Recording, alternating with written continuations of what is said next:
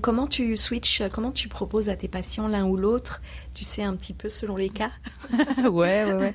Mais tu vois, c'est une boîte à outils. Des fois, je leur laisse le choix. Ouais. Mais je dis pas, pour le coup, en hypnose, je dis pas toujours toute ma boîte à outils. Mais il y en a plein, en fait, en hypnose. Donc, on met la personne en état de conscience modifié, c'est ça le terme. Hein. C'est-à-dire que la personne, elle est assise en face de moi, elle sait qu'on est dans un cabinet médical, elle sait que c'est ma voix.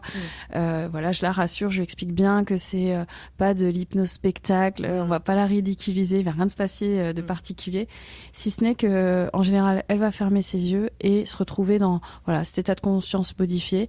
Ça peut être un lieu hyper agréable pour amener une sorte d'apaisement, de détachement chez des personnes qui seraient par exemple très stressées, très anxieuses. De ce qu'on appelle aussi le lieu sûr. C'est une technique que je trouve intéressante.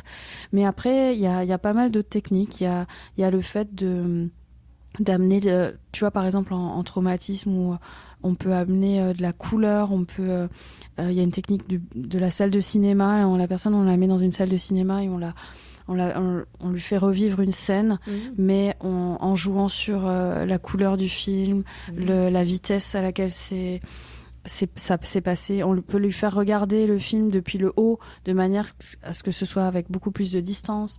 On peut ajouter un personnage qui serait rassurant.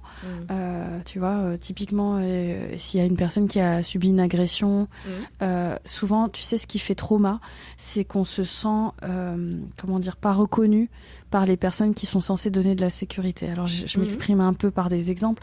Je sais pas, on subit une agression physique, et puis on va le dire à notre mère ou à des flics, et puis mais t'aurais pas dû t'habiller comme ça, mais je t'avais prévenu, ou un truc hyper violent, et en fait c'est ça qui va faire trauma. Ça va être ces derniers éléments. Et nous en hypnose, on va travailler sur la sécurité